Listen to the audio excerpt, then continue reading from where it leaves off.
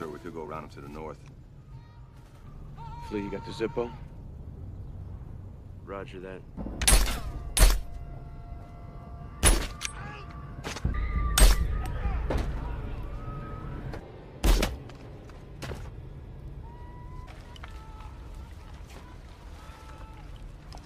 We're going at it all day.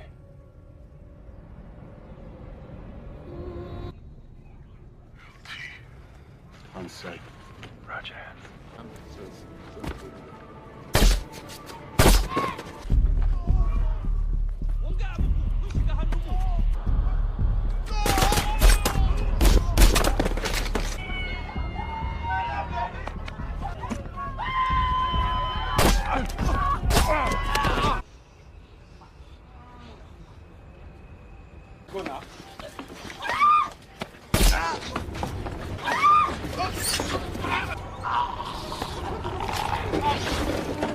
It's okay. I'm here to help you.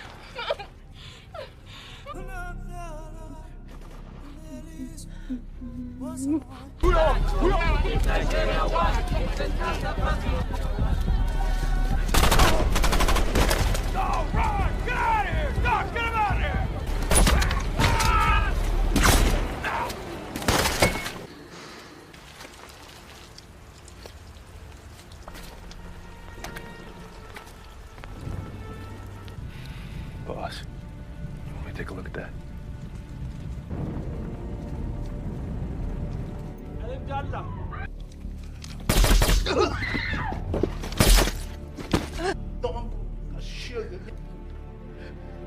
Look at your work.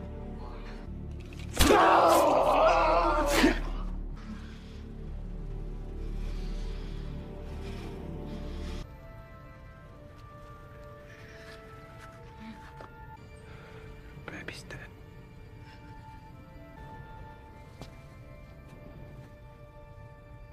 Your soul and the souls of all dead rest in peace.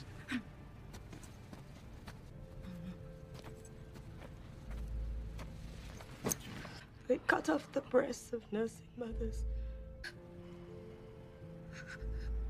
How can they do this? so that they'll never again feed their own babies. I need morphine.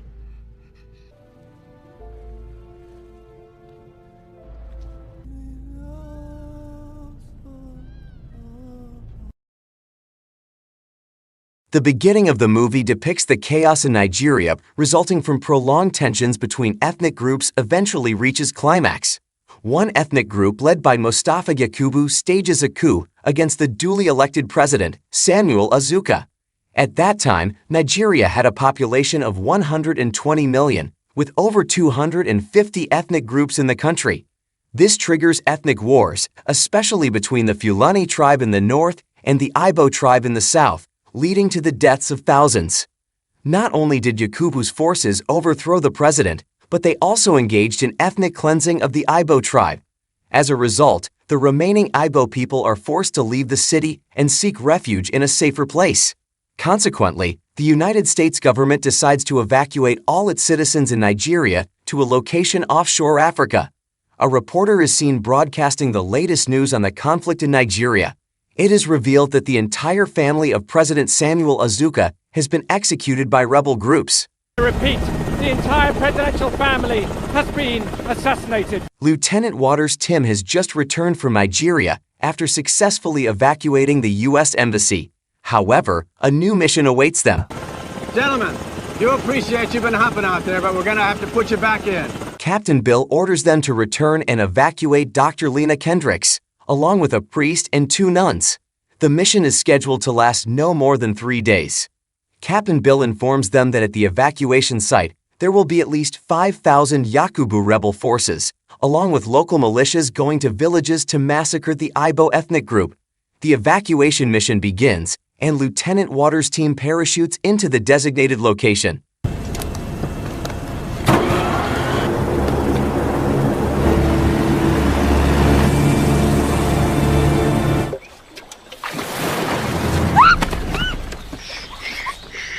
Upon arrival, they meet Dr. Lena Kendricks, who happens to be performing surgery on a patient. Fortunately, Danny, a medic on the team, can take over, allowing Lieutenant to convey the purpose of their visit. However, Dr. Lena Kendricks refuses to leave without the people there.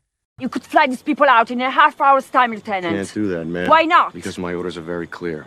Evacuate the priest, you, and the 2 nuns. Lieutenant then contacts the command center to inquire about it, but doesn't receive permission.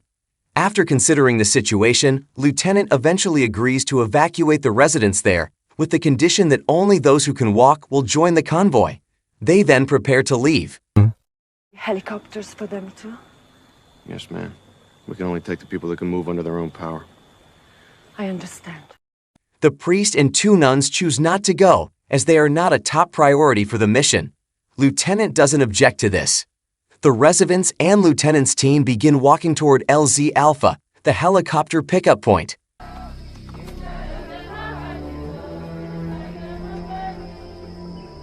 Easy, Doc. Watch your step.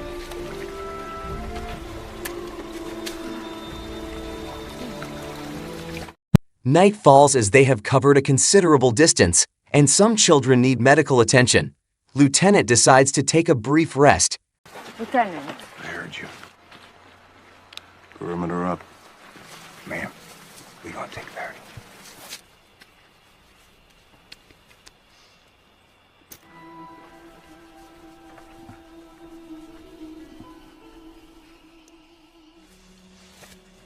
However, danger suddenly approaches. Local militias arrive and are about to cross their area. They quickly move to avoid detection.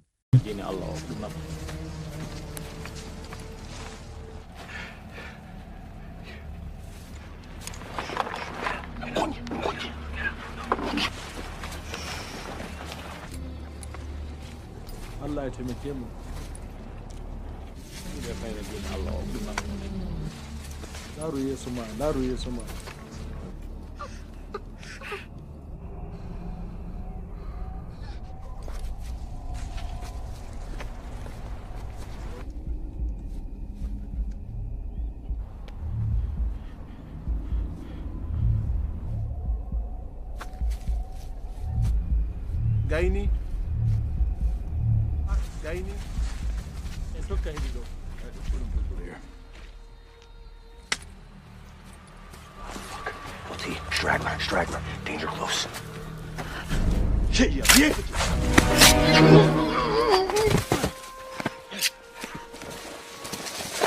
The next morning, Yakubu's forces led by Colonel Sadik reached the church. Ruthlessly, they slaughtered all the remaining villagers in the village. Please, sir. Commander, please. This is a house of God. Commander, no! No! No, signore. No. Signore. No.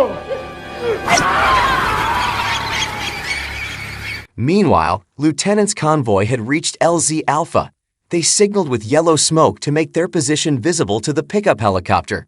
This is Star 1, my ETA, your location 5 minutes.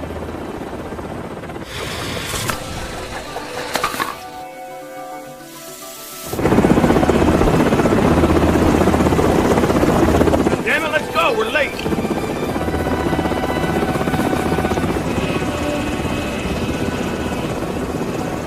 Unexpectedly, only 2 helicopters arrived. Lieutenant Waters had deceived Dr. Lena Kendricks. They were only evacuating Dr. Lena Kendricks and leaving the other residents behind. You never planned on taking over Bazam, did you? You lied to me! You lied to me! Liar! Bastard! Dr. Lena Kendricks was angry and refused to leave the residence. However, Lieutenant Waters remained unmoved and left the residents there.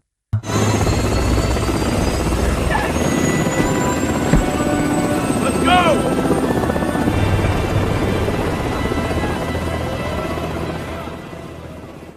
From the helicopter, they were shown the aftermath of the massacre at the church.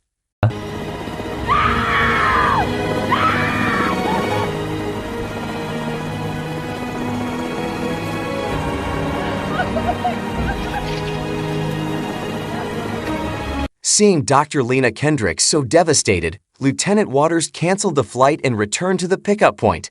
Upon reaching the pickup point, Lieutenant Waters ordered that children, the elderly, and the injured be evacuated first by helicopter, while they would continue the journey to LC Bravo, the next pickup point. While on the way, Captain Bill contacted them and inquired about the issue. Lieutenant would request a pickup at LC Bravo. However, due to dangerous terrain and high risks, Captain Bill did not grant their request. We're no longer entering Nigerian airspace. We'll give you all the help we can from this end, but right now you are on your own. Therefore, unwillingly, they had to walk to the Cameroon border as a last resort. Yakubu's rebel forces reached LZ Alpha and found traces of their smoke grenade. The rebel forces continued to hunt Lieutenant Waters' team while they were resting. Lieutenant's team began to realize that they were being pursued by about one rebel platoon. Lieutenant Waters then asked Dr. Lena Kendricks why the platoon was chasing them, and Dr. Lena Kendricks said she did not know. They then continued their journey. They continued the journey until they reached a village. It turned out that a massacre of the Ibo tribe by local militia forces was taking place in the village.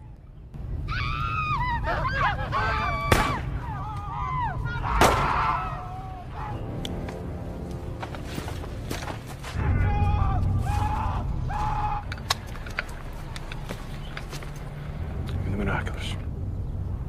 Roger that. Silk, close up that bag. Lee, Keep your eye on the package. Roger that.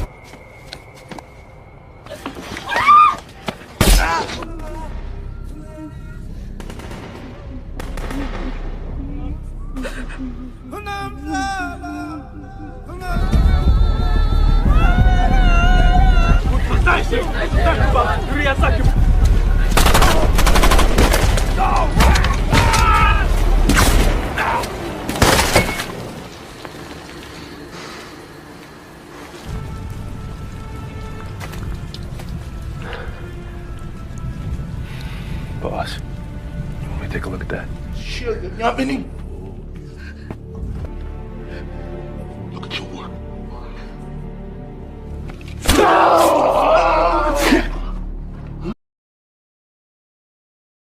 The road was the only route for them to reach the Cameroon border.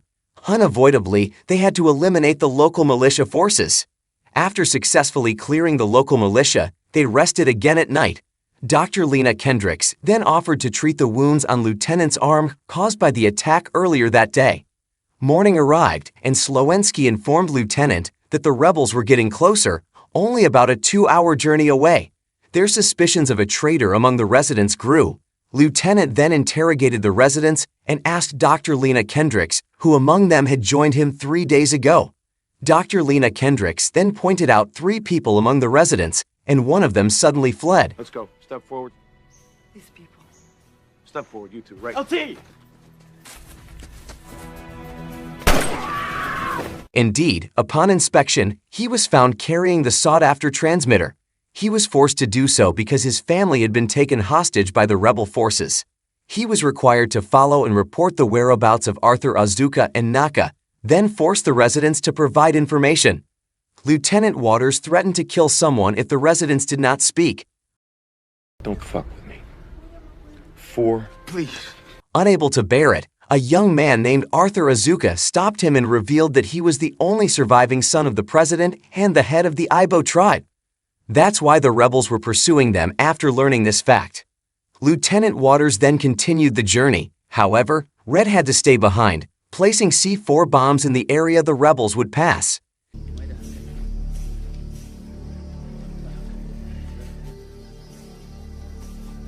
No!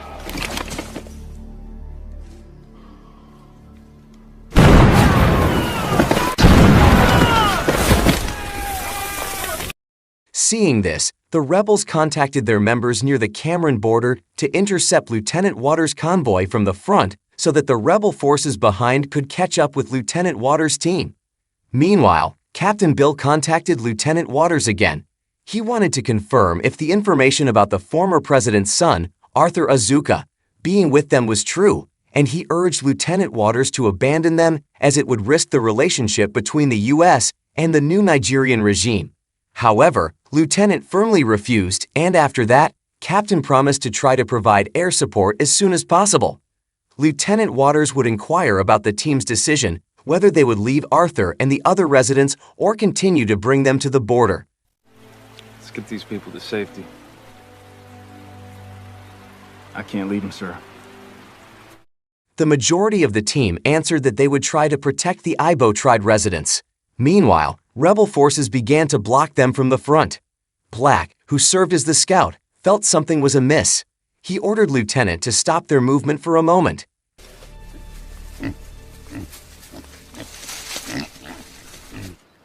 Clear, LT.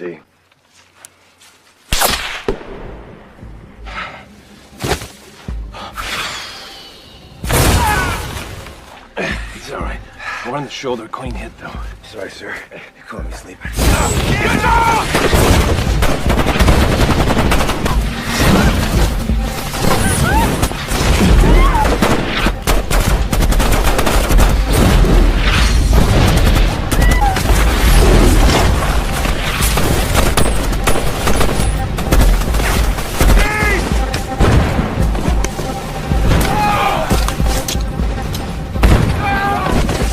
And the rebels blocking them were successfully defeated. Listen, we gotta get out of here, all right? Slow! Damn it!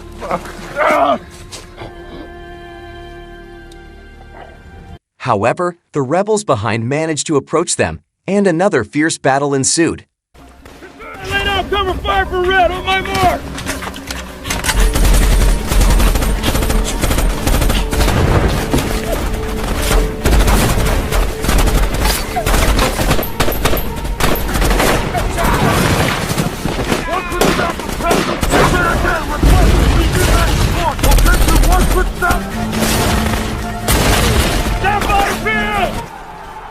Lieutenant instructed the residents to go first, while their forces held off the onslaught from the rebel forces until one by one, their members were killed.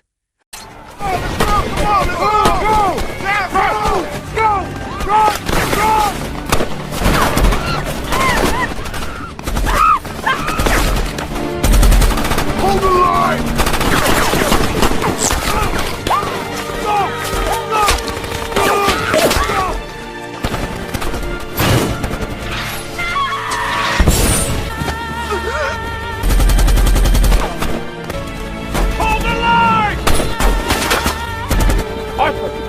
You okay? Yes, get ready to go.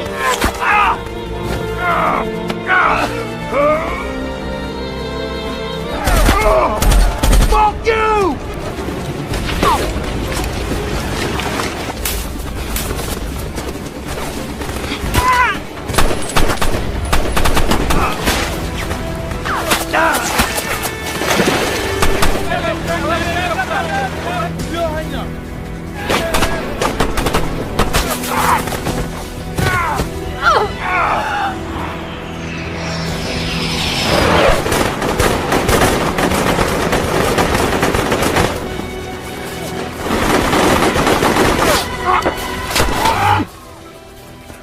Finally, they reached the border, but the Cameroonian soldiers refused to open the gate. Please, let us through.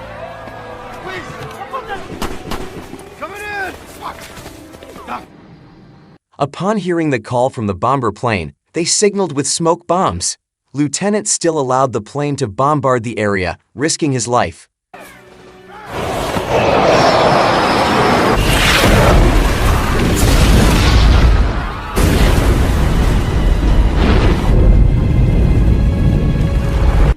Fortunately, Lieutenant Waters and 3 others survived. Shortly after that, Captain Bill arrived with a letter to open the gate. The refugees were allowed to enter the border, and they all thanked Lieutenant Aka's team.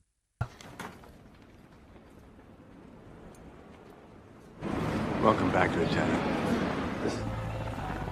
Arthur Azuka then encouraged his people, and Lieutenant's forces were